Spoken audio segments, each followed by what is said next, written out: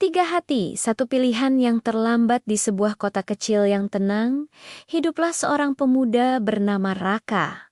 Ia adalah sosok yang hangat, cerdas, dan selalu bisa membuat orang di sekitarnya merasa nyaman. Raka bersahabat dengan tiga wanita sejak masa kuliah.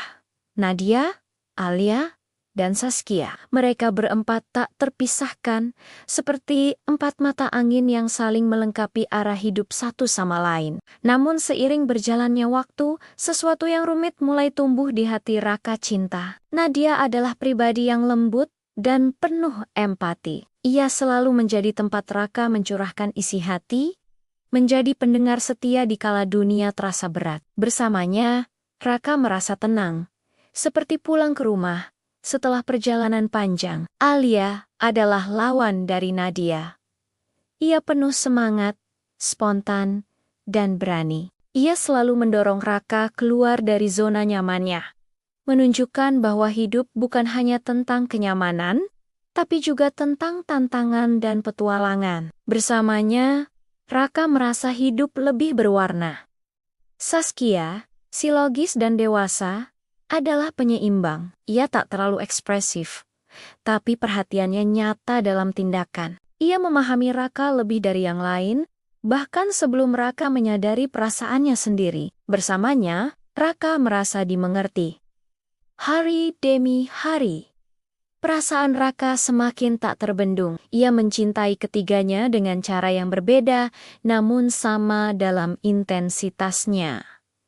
Tapi Raka tahu, ia harus memilih, dan disinilah kebingungan mulai menguasainya. Ia takut jika memilih salah satu, dua hati akan tersakiti. Ia juga takut kehilangan persahabatan yang sudah mereka bangun selama bertahun-tahun.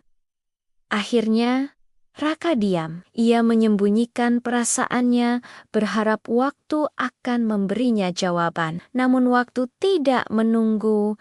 Tahun berlalu, Nadia jatuh cinta pada rekan kerjanya dan menikah. Alia menerima beasiswa ke luar negeri dan menemukan cinta baru di tanah rantau. Saskia, setelah sekian lama menunggu dalam diam, akhirnya membuka hati untuk orang lain yang berani memilihnya lebih dulu. Raka, ia tetap di tempat yang sama, menyesali keputusan untuk tidak membuat keputusan. Suatu hari, mereka kembali berkumpul empat sahabat lama dalam reuni kecil di kafe favorit. Tawa mereka masih sama, tapi ada jarak yang tak kasat mata. Raka menatap mereka satu persatu, tersenyum, dan menyadari satu hal penting.